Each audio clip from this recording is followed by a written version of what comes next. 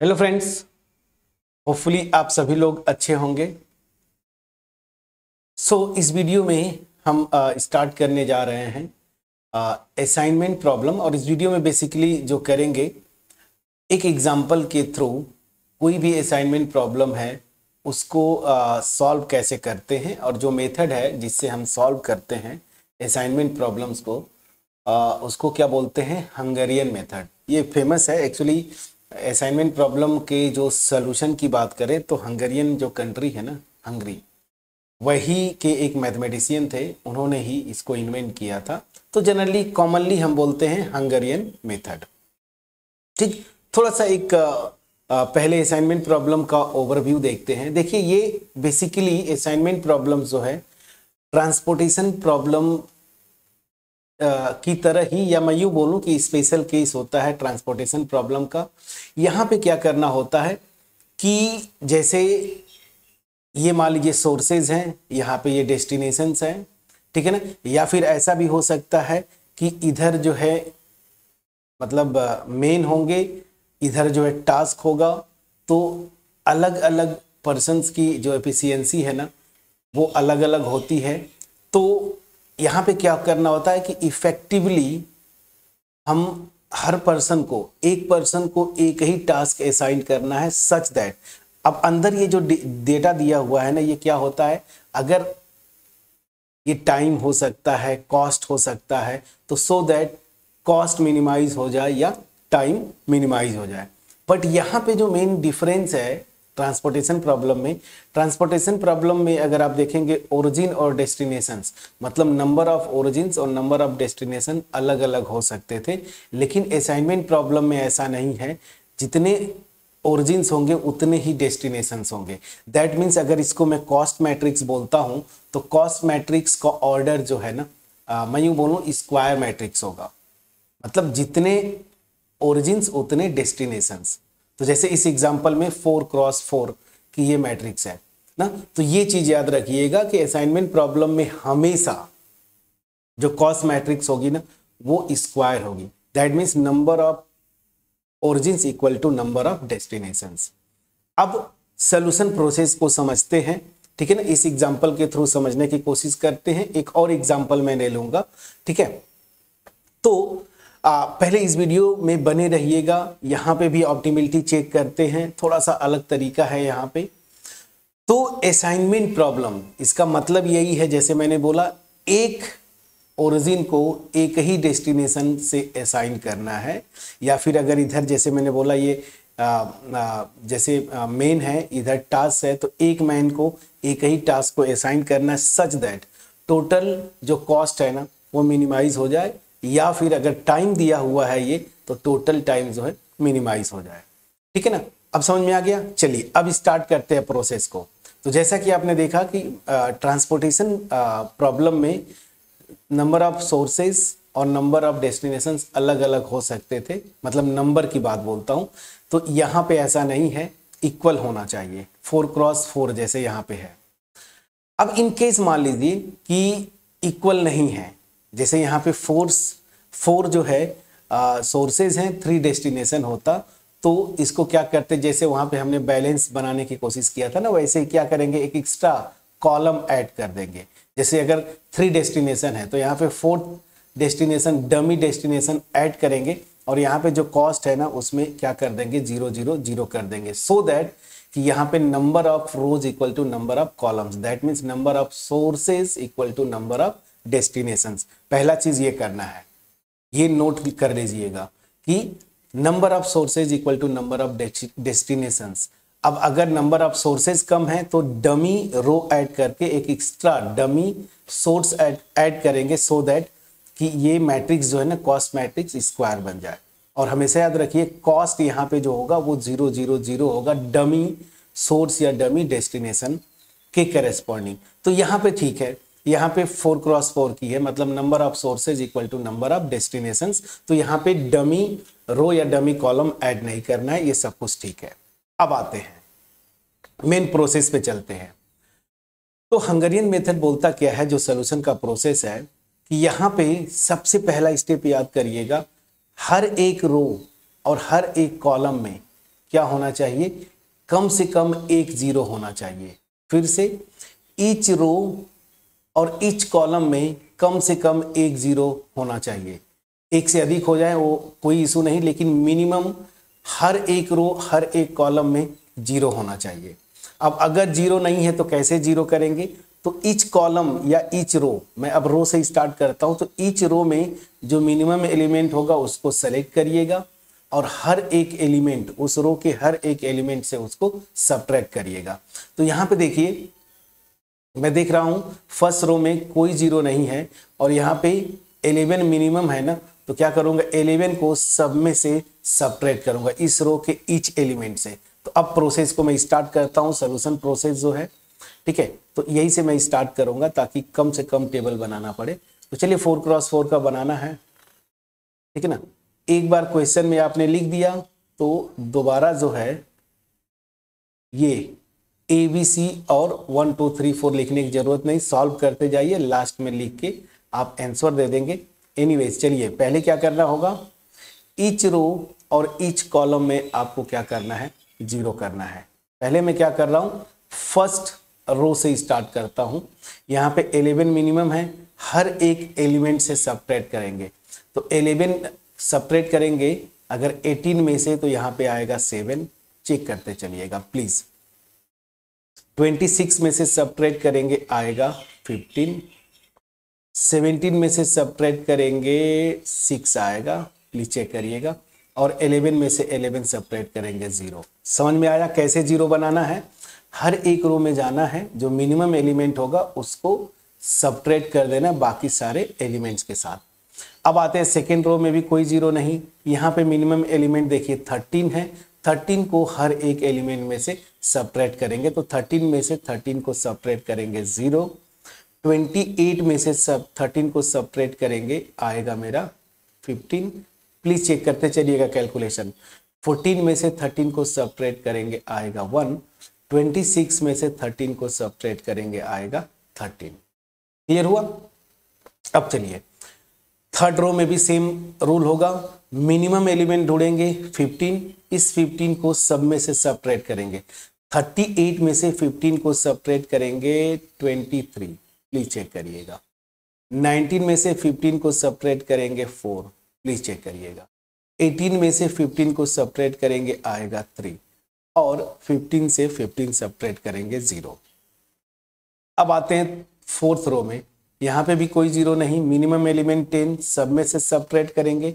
19 में से 10 सबट्रैक्ट करेंगे 9, 26 में से 10 सबट्रैक्ट करेंगे 16, 24 में से 10 सबट्रैक्ट करेंगे 14, और यहाँ 10 में से 10 सबट्रैक्ट करेंगे 0।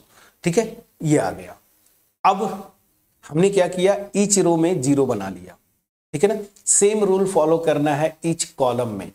तो अब आते हैं, देखिए इस कॉलम में तो 0 है, लेकिन सेकेंड कॉलम और थर्ड कॉलम में कोई 0 नहीं है। फोर्थ में तो 3 जीरोस है, कोई इशू नहीं। तो अब क्या करना है, सेम रूल।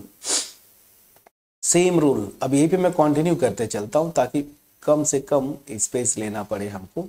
तो चलिए फटाफट करते हैं, यही से हम स्टार्ट करेंगे। चलिए, सो 4x4 बनाना है, मैंने 4x4 बना लिया, ठीक है। चलिए 4x4, ठीक। अब चलिए, अब अगला स्टेप क्या होगा, हर एक कॉलम में 0। तो सेम रूल, ईच कॉलम में मिनिमम एलिमेंट सेलेक्ट करिए और उस कॉलम के हर एक एलिमेंट से सबट्रैक्ट करना है। यहाँ पे देखिए मिनिमम 0 है, हालांकि एक 0 है तो आप छोड़ देते, बट फिर भी देखिए मिनिमम 0 है। अब 0 को किसी में से सबट्रैक्ट करेंगे वही आएगा, तो ये कॉलम तो एज इट इज रहेगा, इसमें कोई चेंज नहीं करना है, इसको आप छोड़ दीजिए, ठीक है। अब यहाँ पे आता हूँ, इस कॉलम में मिनिमम एलिमेंट 4 है, 4 को हर एक एंट्री में से सबट्रैक्ट करेंगे, तो 15 में से 4 सबट्रैक्ट करेंगे 11, प्लीज चेक करते चलिएगा। यहाँ पे भी 11 हो जाएगा, 4 में से 4 सबट्रैक्ट करेंगे 0, 16 में से 4 सबट्रैक्ट करेंगे 12। मैं समझा पाया कि नहीं, प्लीज बोलिएगा। अब यहाँ पे आते हैं, यहाँ पे मिनिमम देखिए 1 है ना, तो 1 को सबट्रैक्ट करेंगे 6 में से, तो 5, यहाँ पे 0, यहाँ पे 2, और एंड यहाँ पे 13, हाँ ठीक है, प्लीज चेक कर लीजिएगा, कैलकुलेशन चेक करना आपकी ड्यूटी है। यहाँ पे देखिए जीरोज हैं, चाहे तो ऐसे छोड़ दीजिए, अदरवाइज मिनिमम जीरो है, सब में से सबट्रैक्ट करेंगे तो वही एंट्रीज आ जाएंगी। तो यहाँ पे आपने ऐसे कर लिया। तो हंगेरियन मेथड का सबसे पहला स्टेप क्या है, मैं फिर से रिकॉल करता हूँ कि इसमें जितने सोर्सेज होंगे उतने कॉलम्स होने, नंबर की बात बोल रहा हूँ, जितने सोर्सेज उतने डेस्टिनेशंस, या दैट मीन्स कि जितने रोज होंगे उतने कॉलम्स होने चाहिए। अब अगर कहीं पे भी किसी क्वेश्चन में अगर नंबर ऑफ मान लीजिए 4 सोर्सेज हैं 3 डेस्टिनेशन, तो डमी डेस्टिनेशन मतलब एक कॉलम ऐड करेंगे और इसकी कॉस्ट जो है 0 0 0 कर देंगे।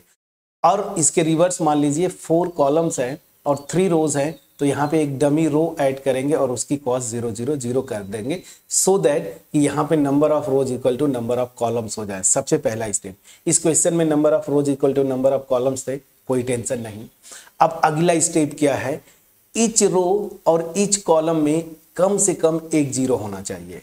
उसके लिए क्या करना है, रो से स्टार्ट करिए और मिनिमम जो भी पर्टिकुलर रो आप सेलेक्ट करते हैं उसमें मिनिमम जो एलिमेंट है उसको लीजिए, बाकी सारे एलिमेंट्स से उस मिनिमम एलिमेंट को सबट्रैक्ट कर दीजिए। तो ऐसे प्रोसेस करते जाएंगे तो हर एक रो में जीरो हो गया।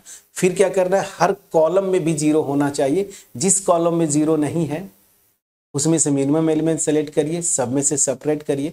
तो ये प्रोसेस आपको रिपीट करना है तब तक जब तक हर एक रो, देखिए फर्स्ट रो में जीरो, सेकेंड रो में जीरो, थर्ड रो में जीरो, फोर्थ रो में जीरो, फर्स्ट कॉलम में जीरो, सेकेंड कॉलम में जीरो, थर्ड कॉलम में जीरो, फोर्थ कॉलम में जीरो।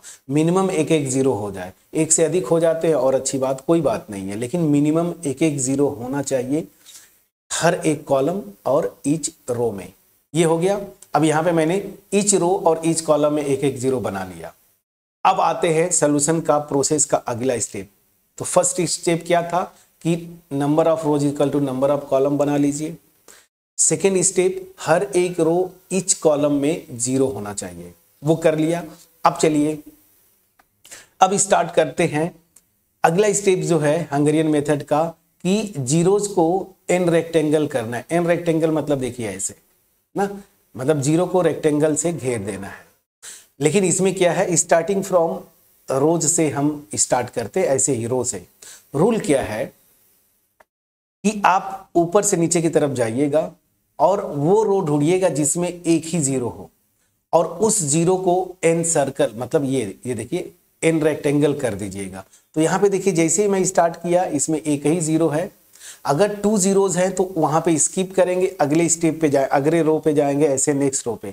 मतलब क्या, असाइनमेंट जब भी करेंगे आपको पहली चॉइस क्या होगी कि उस रो में करूंगा जिसमें एक ही जीरो है। तो लकीली मैं फर्स्ट रो में गया, यहीं पे जीरो मिल गया, मैंने इसको एन रेक्टेंगल कर दिया। अब देखिए ध्यान दीजिएगा, जिस रो में आपने जिस जीरो को एन रेक्टेंगल किया ना, उस कॉलम में जाएंगे और जितने भी जीरोज हैं उनको क्रॉस कर देंगे। समझिएगा, ये क्रॉस कर दिया मतलब इनको फर्दर अभी फिलहाल इस स्टेप में मैं कंसीडर नहीं करूंगा, मतलब ये खत्म हो गए, ये अब ट्रीट होंगे नॉन जीरो की तरह।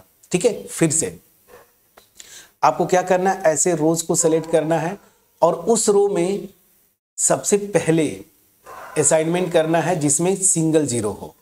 और जैसे ही आपने उस जीरो को एन रेक्टेंगल किया, उस रो के मतलब ये जीरो के करस्पॉन्डिंग जो कॉलम आएगा उसमें जितने जीरोज होंगे उनको क्रॉस ऑफ करना है। तो यहाँ पे हमने देखा कि फर्स्ट रो में ही एक जीरो है, इसको एन रेक्टेंगल किया और इस कॉलम में ये 2 जीरोज थे ना, इनको मैंने क्या किया, क्रॉस ऑफ किया।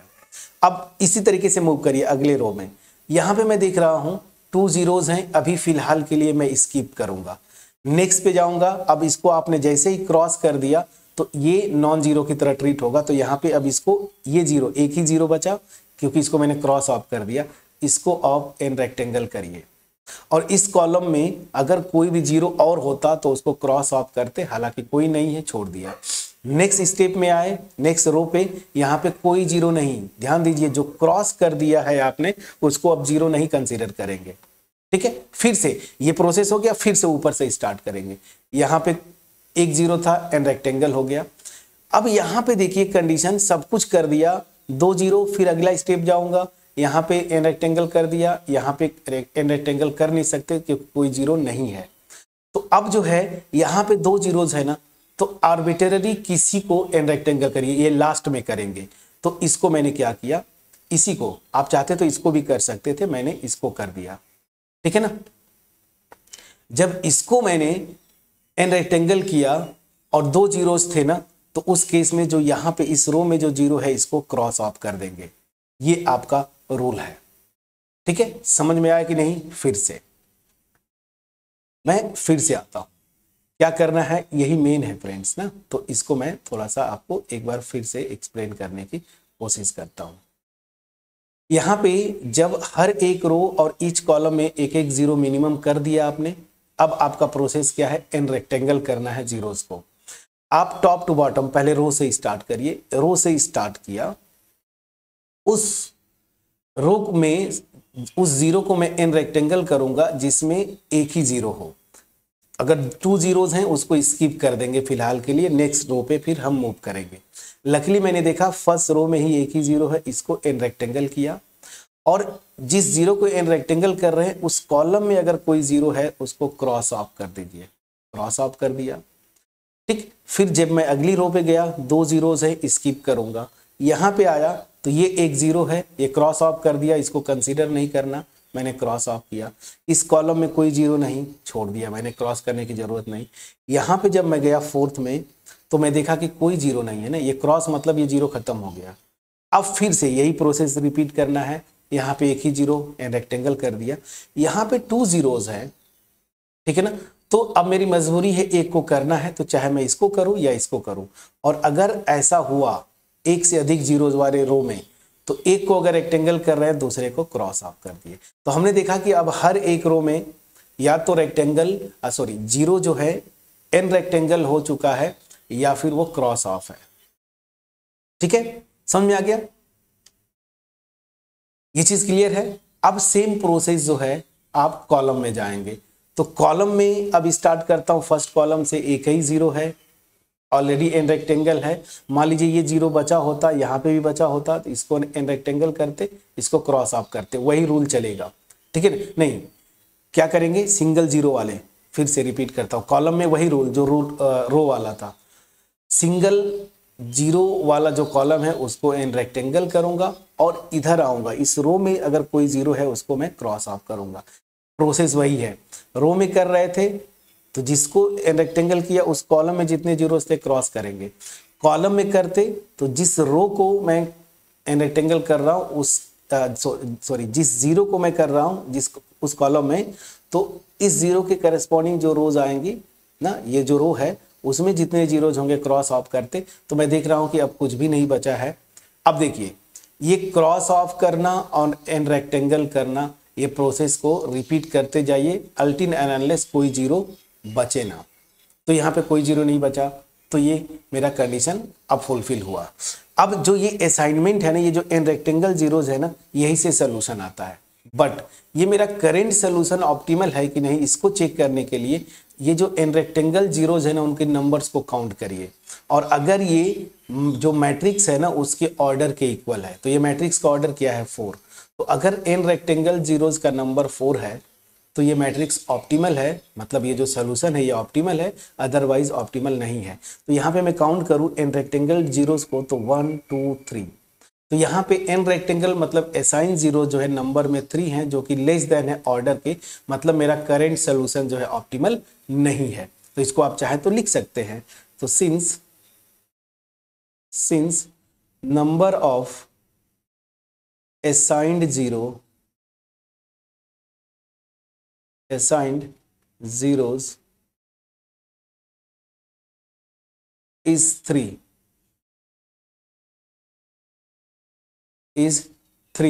which is less than n, order क्या है 4। सो इसका मतलब क्या हुआ, current solution is not optimal. So current solution is not optimal, ये करेंट सोल्यूशन मेरा ऑप्टिमल नहीं है। तो अब ऑप्टिमल नहीं है तो क्या करेंगे, ऑप्टिमल बनाना है मुझे, ठीक है ना। तो यहां तक जो प्रोसेस था मैं फिर से एक्सप्लेन कर दूं, ठीक है। सबसे पहले आप देखेंगे कि number of rows equal to number of columns है, नहीं है तो डमी रो या डमी कॉलम ऐड कर दीजिए और उसमें कॉस्ट वेक्टर 0 कर दीजिए। तो आपको ऐसे समझिए स्क्वायर मैट्रिक्स बना लेना है। फिर हर एक रो और हर एक कॉलम में जीरोज लाना है। वो कैसे करेंगे, ईच रो का जो मिनिमम एलिमेंट है उसको सेलेक्ट करिए, बाकी सब में से सेपरेट कर दीजिए, ठीक है ना, ऐसे करके जीरोज। और वो सेम रूल जो है कॉलम्स के लिए। अब जब हर एक रो हर एक कॉलम में जीरोज आ गए तो अब मैं क्या करूंगा, ऑप्टिमिलिटी चेक करना है। तो मुझे क्या करना है, जीरोज को इन रेक्टेंगल करना है। उसके लिए क्या करेंगे, रो से स्टार्ट करिए, आप कॉलम से भी कर सकते हैं बट जनरली डिजायर्ड है रो से करिए। तो मैं एक एक रो को टॉप टू बॉटम मूव करूंगा और कोशिश करूंगा कि उस रो को सेलेक्ट करूंगा जिसमें मैक्सिमम 1 ही जीरो है।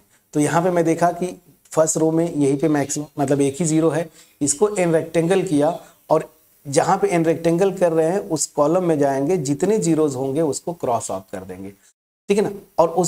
और अगर किसी भी रो में एक से अधिक जीरोज हैं उसको फिलहाल के लिए स्किप कर देंगे। जैसे इसको स्किप किया, अब अगले पे गए, ये क्रॉस ऑफ किया था, इसको मैंने किया, अब ये साइन किया, इसमें अगर कोई जीरो होता इस कॉलम में तो क्रॉस ऑफ करते, हालांकि कोई जीरो नहीं था, हो गया। यहाँ पे कोई जीरो नहीं बचा, रिपीट करके गए तो यहाँ पे 2 बचा हुआ था। तो अब मजबूरी है किसी एक को आप एन रेक्टेंगल करिए और जिस रो में एन रेक्टेंगल कर रहे हैं उसमें अगर कोई जीरो है तो यहाँ पे क्रॉस ऑफ कर दीजिए। फिर कॉलम पे भी सेम रूल, तो कॉलम में भी गए, हालांकि कॉलम में पहले से था, अदरवाइज क्या करते, जैसे इसको मैंने एन रेक्टेंगल किया, अब इस कॉलम में जहां पे जीरो कर रहे हैं ना, इस जीरो के करेस्पॉन्डिंग रो में जाते, यहाँ पे कोई जीरो होता तो उसको क्रॉस ऑफ करते। ये प्रोसेस रिपीट करना है। अब तब तक रिपीट करना है जब तक जितने जीरोज हैं या तो वो क्रॉस ऑफ ना हो जाए या फिर एन रेक्टेंगल ना हो जाए। ठीक, ये समझ में आ गया। अब चलिए, अब यहाँ पे क्या करना है, नंबर ऑफ ये जो असाइंड जीरो इसको बोलते हैं ना, मतलब इन रेक्टेंगल जीरो, ये काउंट करेंगे। अगर ये मैट्रिक्स के ऑर्डर के इक्वल है, मेरा सोल्यूशन करेंट सोल्यूशन ऑप्टिमल है, अदरवाइज ऑप्टिमल नहीं है। तो यहाँ पे मैंने देखा कि असाइंड जीरो 3 है जो कि नंबर मैट्रिक्स के ऑर्डर से कम है, तो ये करेंट सोल्यूशन ऑप्टिमल नहीं है। अब मैं क्या करूंगा, ऑप्टिमिलिटी चेक करूंगा, ठीक है ना, क्या करूंगा, ऑप्टिमिलिटी चेक करूंगा। अब ऑप्टिमिलिटी चेक करने के लिए क्या करेंगे, अब हमारा जो स्टेप होगा वो क्या होगा, ऑप्टिमिलिटी चेक का। तो ऑप्टिमिलिटी चेक करने के लिए क्या करते हैं, चलिए, मतलब क्या हुआ, सीधी सी बात है, ये सॉल्यूशन करेंट सॉल्यूशन मेरा ऑप्टिमल नहीं है। जब ये करेंट सॉल्यूशन ऑप्टिमल नहीं है तो ऑप्टिमल कैसे सॉल्यूशन ऑब्टेन करेंगे, अब उस प्रोसेस पे चलता हूं। तो क्या करेंगे, ये जो फाइनल आया है ना, इसको फिर से एक बार इस मैट्रिक्स को लिख लीजिए। चलिए, इस मैट्रिक्स को फिर से मैं लिखता हूं, क्या था, 4x4 का, थोड़ा छोटा ही रखेंगे ताकि यहाँ पे ये देखिए 4x4, ओहो टेढ़ा बन गया, ठीक है, कोई इशू नहीं, थोड़ा सा समय दीजिए, बस हो जाएगा। 1 2 3 4, यहाँ पे भी 4, 1 2 3 4। अब चलिए इसी को मैं फिर से रिपीट करूंगा, तो 7 11 5 0 0 11 0 13 23 0 2 0 9 12 13 0, ठीक है। चलिए, अब यहां पे आपको करना क्या है, जो हमने किया था ना, हालांकि मैं यही से चेक कर सकता था बट ठीक है, मैंने अलग से कॉलम बना दिया, सॉरी अलग से टेबल बना दिया। ये एन रेक्टेंगल था, ये भी एन रेक्टेंगल है, ये भी एन रेक्टेंगल है, बाकी ये सब क्रॉस ऑफ किए हुए हैं, ये क्रॉस ऑफ किए, ठीक है ना। ये अब देखिए, अब प्रोसेस को मैं फिर से एक्सप्लेन करता हूं, अब ऑप्टिमल सोल्यूशन कैसे निकालेंगे। तो देखिए, ध्यान दीजिए, अब ये अगला स्टेप है, ऑप्टिमल सोल्यूशन निकालना है।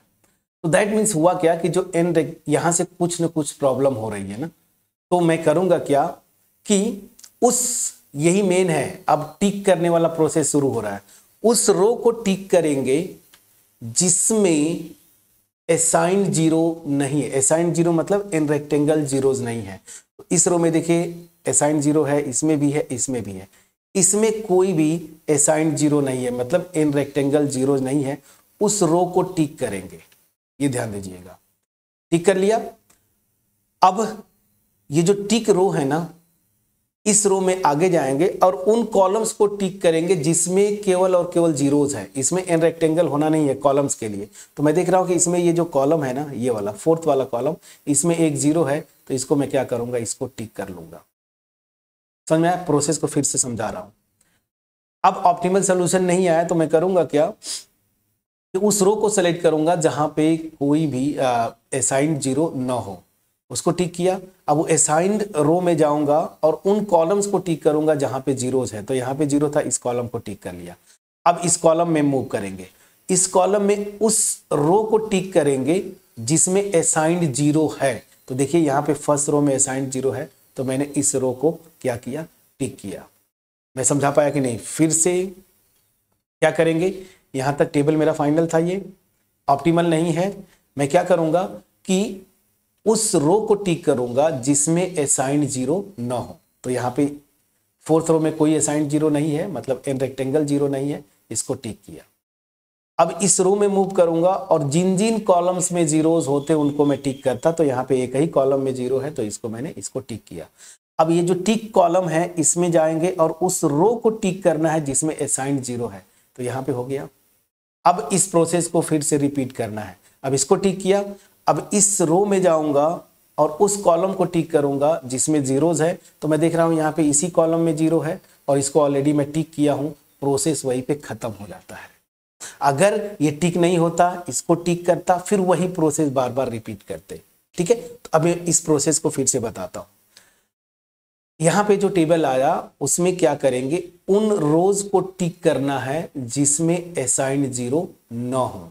तो यहाँ पे मैंने देखा कि फोर्थ रो में केवल ऐसी रो है जिसमें असाइंड जीरो नहीं है। ठीक है, तो इसको मैंने टिक किया।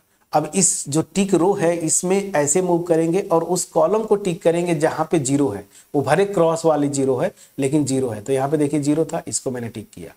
अब इस टिक कॉलम में मूव करेंगे और उस रो को मुझे टिक करना है जिसमें असाइंड जीरो है। तो यहाँ पे असाइंड जीरो था। अब फिर इस रो में मूव करेंगे, वही प्रोसेस फिर अभी स्टार्ट होगा। फिर जैसे यहाँ से स्टार्ट किया था, उस कॉलम को टिक करूंगा जिसमें जीरोस हो। तो यहाँ पे जीरो है, इसको टिक करना है, ऑलरेडी मैं टिक कर चुका हूँ, प्रोसेस स्टॉप हो गया। अब इसके बाद मेन प्रोसेस शुरू होता है, ध्यान दीजिएगा। अब क्या करना है कि जो अनटिक्ड रोज हैं उसमें हॉरिजॉन्टल लाइंस को ड्रॉ करना है।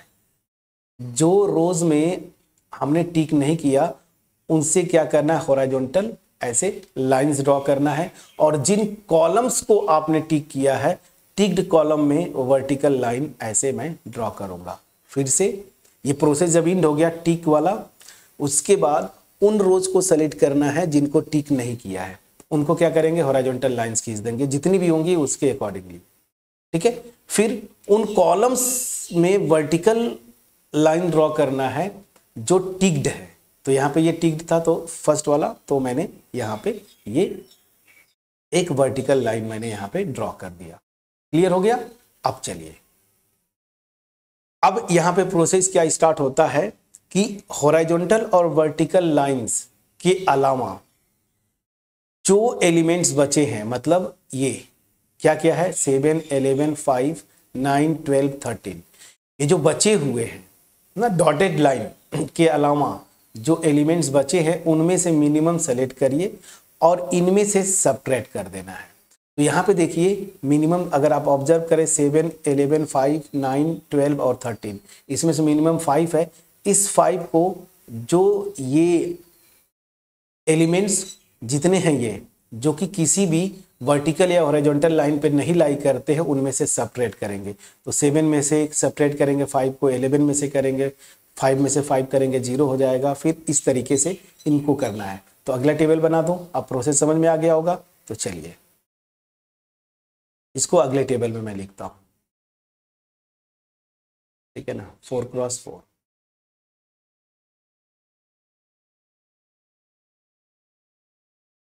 ठीक, चलिए अब जो करना है यहीं पे लिखते जाएंगे साथ साथ। तो करना क्या है अब समझिए, यहाँ पे ये जो एलिमेंट्स है जो किसी भी डॉटेड लाइन पे लाई नहीं करते, इनमें से मिनिमम को सिलेक्ट करना है और इन्हीं में से सबट्रैक्ट करना है। तो 5 मिनिमम है, देखिए 7 में से 5 को सबट्रैक्ट करेंगे 2, 11 में से सपरेट करेंगे 7, प्लीज चेक करते चलिएगा, नहीं 6 होगा, सॉरी 6 और 5 11 होता है। ओहो, चलिए ये मेरा क्या हो गया 6, ये मेरा हो जाएगा 0। यहां पे आता हूं, 9 में से 5 सपरेट करेंगे 4, 12 में से 5 सपरेट करेंगे 7, प्लीज चेक करिएगा, और 13 में से सपरेट करेंगे 5 को तो 8 आएगा ना, प्लीज चेक करिएगा। ये हो गया, इनमें चेंजेस कर दिया। और क्या करना है ध्यान दीजिए, जो एलिमेंट रो और जो ये डॉटेड लाइंस हैं ना, इनका पॉइंट ऑफ इंटरसेक्शन, मतलब हॉरिजॉन्टल और वर्टिकल जो लाइंस है उनके इंटरसेक्शन पे लाई करता है ना, उसमें वो नंबर जो सेपरेट किया वही ऐड करेंगे। तो यहाँ पे देखिए 13 और ये 0, ये दोनों पड़ रहे हैं ना, इस वाली लाइन और इस वाली लाइन और इस वर्टिकल लाइन के पॉइंट ऑफ इंटरसेक्शन पे। तो आप करेंगे क्या, 13 में ऐड करेंगे क्या 5, तो ये हो जाएगा मेरा 18, और इस 0 में ऐड करेंगे 5 तो ये मेरा हो जाएगा 5। मैं समझा पाया कि नहीं? इतना कर दिया आपने। फिर से प्रोसेस को मैं बताता हूं, जो आपको टिक करना है, सबसे पहले उस रो को करेंगे जिसमें असाइंड 0 नहीं है, तो यहां पे यही एक था, इसको मैंने टिक किया 4th रो को। और इस रो में जाएंगे, जितने भी वो कॉलम्स जिनमें जीरोस हैं उनको टिक करेंगे, तो यहाँ पे एक ही कॉलम था, इसको टिक कर लिया। अब इस टिक कॉलम में जाएंगे और उस रो को सेलेक्ट करेंगे जिसमें असाइंड 0 है, यहाँ पे असाइंड 0, इसको टिक किया, और फिर ये प्रोसेस रिपीट करेंगे। अब इसमें गए, यही कॉलम था, इसी को मुझे टिक करना है, ऑलरेडी टिक है, स्टॉप कर दिए। फिर अब क्या करना है, डॉटेड लाइंस खींचना है उन रोज, मतलब हॉरिजॉन्टल लाइंस उन रोज के अलोंग जो कि टिक्ड नहीं है। तो यहाँ पे सेकेंड और थर्ड रो टिक नहीं थी, हॉरिजॉन्टल लाइन डॉटेड लाइन खींच दिया। और वर्टिकल लाइंस खींचना है उन कॉलम्स में जो कि टिक्ड हैं। तो यहाँ पे फर्स्ट ये 4th कॉलम टिक्ड था, तो यहाँ पे मैंने एक वर्टिकल लाइन खींच दिया। फिर जो एलिमेंट्स किसी भी डॉटेड चाहे हॉरिजॉन्टल या वर्टिकल लाइन में नहीं पड़ते हैं, उनमें से मिनिमम को सेलेक्ट करना है, और जो मिनिमम है इन बाकी में से, इन्हीं में से सब्ट्रैक्ट कर देना है, ये देखिए। और जो पॉइंट ऑफ इंटरसेक्शन पे पड़ता है एलिमेंट, उसमें वही एलिमेंट ऐड कर देंगे। तो 5 था मिनिमम, इन सब में से सब्ट्रैक्ट किया, और जो इंटरसेक्शन पॉइंट पे पड़ता था उसमें ऐड कर दिया। और बाकी जो एलिमेंट्स है ना, जो डॉटेड लाइंस पे है और जो बचे हुए हैं, उनको एज इट इज लिख देना है। समझिएगा, क्या एज इट इज लिख देना है, इसमें कोई छेड़छाड़ नहीं करना है, ठीक है ना। तो 23 0 और यहाँ पे मेरा 0। मैं समझा पाया इस प्रोसेस को। अब इतना करने के बाद फिर वही प्रोसेस एन रेक्टेंगल करना, ठीक है ना। अब फिर से वही प्रोसेस स्टार्ट करेंगे। तो चलिए, मैं पहली रो से स्टार्ट किया, इसमें 2 जीरोस हैं, इसको अभी नहीं करूंगा। सेकेंड में भी गया, 2 जीरोस हैं, मैंने नहीं किया। थर्ड में गया, देखिए ये एक 0 मिला, इसको इन रेक्टेंगल कर दिया, और इस कॉलम में और कोई 0 होता तो मैं उसको क्रॉस ऑफ करता, उसकी कोई जरूरत नहीं। 4th रो में गया, एक ही 0 है, इसको मैंने इन रेक्टेंगल किया, और इस कॉलम में जैसे ही मैं गया, यहाँ पे एक 0 था, इसको क्रॉस ऑफ किया। ठीक है। अब फिर से यहां पहुंच गए, फिर से वही स्टार्टिंग से फिर से वही करना है आपको। अब फिर इस रो से मैं स्टार्ट करूंगा, यहाँ पे एक 0 है, देखिए। अब देखिए ये क्रॉस कर दिया तो ये खत्म हो गया, तो एक 0 इसको इन रेक्टेंगल किया। अब इस कॉलम में जितने जीरोस होंगे उसको क्रॉस करेंगे, इसको क्रॉस कर दिया, ठीक है। अब अगली रो में जैसे ही फिर आते हैं, हम देखते हैं क्या, एक 0 है ये, अब ये क्रॉस हो गया, इसको इन रेक्टेंगल किया। नेक्स्ट रो पे गए, अब यहाँ पे कोई 0 नहीं है इस कॉलम में, तो उसको क्रॉस ऑफ करने की जरूरत नहीं। नेक्स्ट में गए, एक ही 0 था, ठीक है, यहाँ पे भी एक ही 0। अब देखिए total number of assigned zeros 4 हो गए, ठीक है ना। तो मेरा करेंट सोल्यूशन आ गया। तो क्या हो जाएगा, सिंस असाइंड 0 या एन रेक्टेंगल 0, आप दोनों लिख सकते हैं। असाइंड जीरोस, यहाँ नंबर ऑफ लिखना चाहिए था, number of assigned zeros is 4 which is equal to n, जो ऑर्डर है, ठीक है ना। करेंट सोल्यूशन इज ऑप्टिमल, तो करेंट सोल्यूशन इज ऑप्टिमल। अब मेरा करेंट सोल्यूशन आ गया। असाइनमेंट प्रॉब्लम था, अब यहां पे देखिए क्या क्या था, इधर ए बी सी डी, अब यहाँ पे ओरिजिनल लिख रही है ABCD 1 2 3 4, तो यहाँ पे अब लिखिए ABCD और यहाँ पे था फर्स्ट, सेकेंड, थर्ड और यहाँ पे फोर्थ। अब देखिए सोल्यूशन मेरा क्या आ गया, असाइनमेंट सोल्यूशन। अब ध्यान दीजिए इसमें कैसे करते हैं। इस ए को किससे असाइन किया, जहां पे इन रेक्टेंगल है तो किस कॉलम में है, थर्ड वाला, तो ए को हमने क्या किया, थर्ड से असाइन किया। ठीक, फिर बी है, बी को मैंने किया कहां पे, इन रेक्टेंगल है, देखिए यहां पे, तो बी को फर्स्ट के साथ असाइन किया। सी वाले में जाइए, यहां पे ये किस कॉलम के करस्पॉन्डिंग है, सेकेंड, इसको मैंने सेकेंड के साथ असाइन किया। प्लीज चेक करिएगा। अब आखिरी बचता है डी, तो डी को मैंने किसके साथ असाइन किया, फोर्थ के साथ। ठीक है, ये मेरा सोल्यूशन हो गया। लेकिन सब कभी कभी क्या होता है क्वेश्चन में, मान लीजिए अगर ये कॉस्ट होता तो मिनिमम कॉस्ट भी पूछ देते हैं, और अगर ये टाइम होता तो मिनिमम टाइम भी पूछ देगा। तो हालांकि आपको अगर बोलेगा ना, जो मेरा प्रॉब्लम था, solve the following assignment problem, तो आप यही तक आंसर करेंगे, आपका आंसर हो गया। बट अगर फर्दर उस क्वेश्चन में कुछ लैंग्वेज लिखता कि ये जो है ना मिनिमम कॉस्ट है या मिनिमम टाइम है, ये जो लिखा हुआ है ना, तो फिर आप असाइनमेंट प्रॉब्लम को सॉल्व करके बताइए कि उसका मिनिमम टाइम क्या होगा, मिनिमम कॉस्ट क्या होगा। तो यहाँ पे अगर फर्दर पूछता तो यहाँ पे मिनिमम कॉस्ट या फिर आपको बोलेगा मिनिमम टाइम, जो भी होगा वो क्या हो जाएगा। तो देखिए क्या किया आपने, 1 को थर्ड से असाइन किया, ओरिजिनल टेबल पे जाते हैं, सॉरी ए को थर्ड से, तो ए को थर्ड से किया, यहाँ पे जो कॉस्ट है 17, तो वो 17 लिख देंगे, प्लस बी को फर्स्ट से किया था, तो बी को फर्स्ट से करेंगे, यहां पे देखिए क्या आ रहा है 13, तो ये 13 हो जाएगा,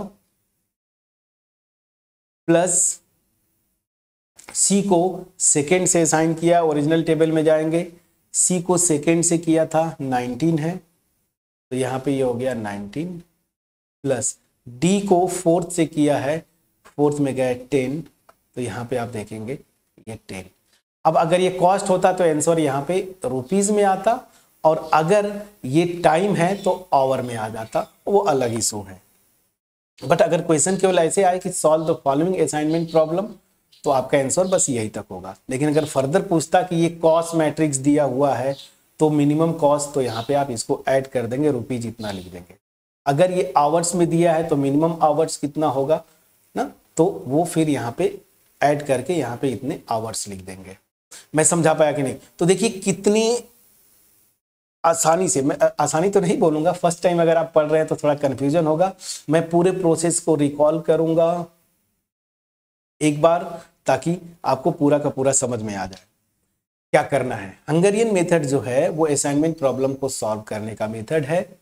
इसमें क्या होता है, सबसे पहला स्टेप आपको यही होगा कि जो कॉस्ट मैट्रिक्स है ना वो स्क्वायर होना चाहिए, मतलब number of sources equal to number of destinations. अगर मान लीजिए नंबर ऑफ डेस्टिनेशन कम है, तो जितने कम होंगे ना उतने डमी कॉलम्स ऐड करके और उनके करस्पॉन्डिंग कॉस्ट जो होगा ना वो जीरो करके आप स्क्वायर मैट्रिक्स बना लेंगे। इस क्वेश्चन में स्क्वायर था तो हमें कुछ डमी नहीं करना था। अब आते हैं सॉल्यूशन प्रोसेस का, फर्स्ट स्टेप हुआ, सेकेंड पे आते हैं। हर एक row, each row and each column में मिनिमम एक जीरो होना चाहिए। उसके लिए क्या करेंगे, पहले रो में जीरो करिएगा, हर एक रो में जो मिनिमम एलिमेंट है उसको सेलेक्ट करिएगा, सब में से सबट्रैक्ट कर देना है। करते जाएंगे तो एक एक जीरो आ जाएंगे। फिर कॉलम में भी वही प्रोसेस, हर एक कॉलम में मिनिमम एलिमेंट सेलेक्ट करिए और उस करस्पॉन्डिंग कॉलम के हर एक एलिमेंट से उसको सबट्रैक्ट करिए। तो यहाँ पे देखिए आपको ईच रो और ईच कॉलम में मिनिमम एक जीरो आ गया। एक से अधिक हो सकते हैं, उसमें कोई टेंशन की बात नहीं है, मिनिमम एक एक जीरो होना चाहिए ईच रो और ईच कॉलम में। अब इतना करने के बाद हम ऑप्टिमिलिटी चेक करते हैं। ऑप्टिमिलिटी कब होगा, हम एन रेक्टेंगल करेंगे जीरोस को, और अगर जो एन रेक्टेंगल जीरोस है उसी को हम क्या बोलते हैं, असाइंड जीरो। तो अगर असाइंड जीरोस मैट्रिक्स के ऑर्डर, मतलब कॉस्ट मैट्रिक्स के ऑर्डर के इक्वल है, सोल्यूशन करंट सोल्यूशन ऑप्टिमल है, अदरवाइज ऑप्टिमल नहीं है। तो एन रेक्टेंगल कैसे करते हैं, स्टार्ट करिएगा रो से, ठीक है ना, और हर एक मतलब ऊपर से नीचे की तरफ मूव करना है। और सबसे पहला असाइनमेंट वहीं पे करेंगे जहां पे जिस रो में 1 0 हो, मैक्सिमम 1 0, एक से अधिक है उसको छोड़ दीजिए, फिर अगले रो पे मूव कर जाइएगा। मैं जब स्टार्ट किया तो पहली ही रो में मेरा एक 0 मिल गया था, मैंने इसको एक एन रेक्टेंगल किया। अब जहां पे 0 असाइन कर रहे हैं ना उस कॉलम पे जाएंगे, कोई भी 0 और है तो उसको क्रॉस ऑफ कर देंगे। तो जैसे मैंने इन दोनों को क्रॉस ऑफ किया, फिर नेक्स्ट रो पे मूव किया था तो यहाँ पे 2 जीरोस थे, मैंने छोड़ दिया था। यहाँ पे आया तो ये क्रॉस ऑफ हो चुका था, इसको एन रेक्टेंगल किया। अब ये क्रॉस ऑफ है तो इसमें तो कोई 0 है नहीं तो एन रेक्टेंगल करेंगे नहीं। फिर जब वापस गया तो यहाँ पे 2 जीरोस बचे थे, तो अब इस केस में किसी एक को आप असाइन कर दीजिए, और जैसे ही असाइन करेंगे इस रो में अगर कोई 0 है तो उसको क्रॉस ऑफ कर देंगे। तो वो मैंने किया। अब यहाँ से एन रेक्टेंगल जीरोस का नंबर 3 है, मतलब असाइन जीरोस 3 है, जो कि लेस है मैट्रिक्स का ऑर्डर 4 से। तो दैट मीन्स क्या हुआ, मेरा करंट सोल्यूशन ऑप्टिमल नहीं है। अब ऑप्टिमल नहीं है तो ऑप्टिमल बनाने के लिए क्या है, जो ये टेबल है इसको पूरा लिख लीजिएगा। टिक करना आपको स्टार्ट करना है, उस रो को टिक करेंगे जिसमें असाइन, सबसे पहले रो से जिसमें असाइन जीरोस क्या नहीं है। तो मैंने देखा फर्स्ट रो में है, सेकेंड में है, थर्ड में है, फोर्थ में नहीं था, फोर्थ रो को मैंने टिक किया। अब इस टिक रो में ऐसे जाएंगे जिन जिन कॉलम्स में जीरोज है, चाहे वो क्रॉस ऑफ है या एन रेक्टेंगल है, उन कॉलम्स को आपको टिक करना है। तो यहाँ पे एक ही कॉलम है जिसमें 0 है, फोर्थ वाला, इसको मैंने टिक किया। अब इस कॉलम में, टिक्ड कॉलम में जाएंगे और उस रो को असाइन करेंगे, मतलब टिक करेंगे जिसमें असाइंड 0 है। यहाँ पे असाइंड 0 था, इस रो को टिक किया। अब फिर वही प्रोसेस रो वाला अब स्टार्ट करेंगे वही। अब इस रो में जाएंगे जहां जहां पे जिन जिन कॉलम्स में जीरोज है उनको टिक करेंगे। यहाँ पे यही कॉलम था, इसको टिक करना था, ऑलरेडी मैं टिक कर चुका हूं, प्रोसेस स्टॉप हो गया। अब क्या करेंगे, उन रोज पे हॉरिजॉन्टल लाइंस ड्रॉ करेंगे जिसमें जिनको कि हमने टिक नहीं किया है। तो यहाँ पे सेकेंड और थर्ड रोज थी जिनको असाइन हमने टिक नहीं किया था, टिक नहीं किया था, तो यहाँ पे हमने डॉटेड लाइन हॉरिजॉन्टल ड्रॉ किया। अब उन कॉलम्स के थ्रू वर्टिकल डॉटेड लाइन आप ड्रॉ करेंगे जिनको मैंने टिक किया है। रोज में अनटिक्ड होती हैं और कॉलम में टिक्ड। अब क्या करना है, उन एलिमेंट्स को ऑब्जर्व करिए जो कि किसी भी डॉटेड लाइन पे लाई नहीं करते। तो यहाँ पे ये ऊपर वाले 3 थे और ये लास्ट वाले 3 थे, 6 थे। इनमें से मिनिमम को सेलेक्ट करिए और इन्हीं में से सबट्रैक्ट कर दीजिए। वो मैंने देखिए सबट्रैक्ट करके लिखा था। फिर क्या करना है, एक और चीज, जो हॉरिजॉन्टल और वर्टिकल लाइंस के इंटरसेक्शन पॉइंट पे जो 2 एलिमेंट्स है, यहाँ पे ये 2 एलिमेंट्स थे, इनमें मैं वही एलिमेंट ऐड कर दिया जो सबट्रैक्ट किया था, तो 5 ऐड कर दिया। फिर वही प्रोसेस अब स्टार्ट होगा स्टेप 1 से। हर एक रो, हर एक कॉलम में क्या करना था मुझे, 0। तो यहाँ पे देखिए इस रो में भी 0, इस रो में भी 0, इस रो में भी 0, इस रो में भी, इस कॉलम में 0, इस कॉलम में 0, इस कॉलम में 0, इस कॉलम नहीं होता। तो वही प्रोसेस आप क्या करते, एक मिनिमम एलिमेंट सेलेक्ट करते, सेपरेट करते, सच दैट ईच रो और इस कॉलम में मिनिमम एक 0 हो जाए। फिर वही क्रॉस ऑफ वाला प्रोसेस। यहाँ पे जब मैं गया तो फिर से मैं इस प्रोसेस को रिपीट कर देता हूँ ताकि एक बार आपका याद हो जाए। फिर से ये मतलब असाइन करने वाला ना आपको कंफ्यूजन ना रहे। ठीक है, चलिए मैं फिर से बताता हूँ। मैं फर्स्ट रो से स्टार्ट किया, यहाँ पे 2 जीरोज हैं, इसको मैं अभी असाइन नहीं करूंगा, छोड़ दूंगा।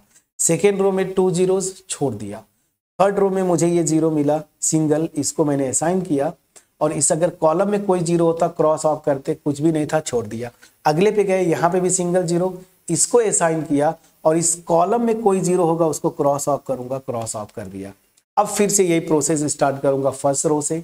यहाँ पे अब मैं जब आया सेकेंड टाइम इस रो को जब विजिट किया, ये क्रॉस था, मतलब ये 0 नहीं है, इसको अब 0 नहीं कंसीडर करेंगे, एक ही 0 है, इसको एन रेक्टेंगल किया।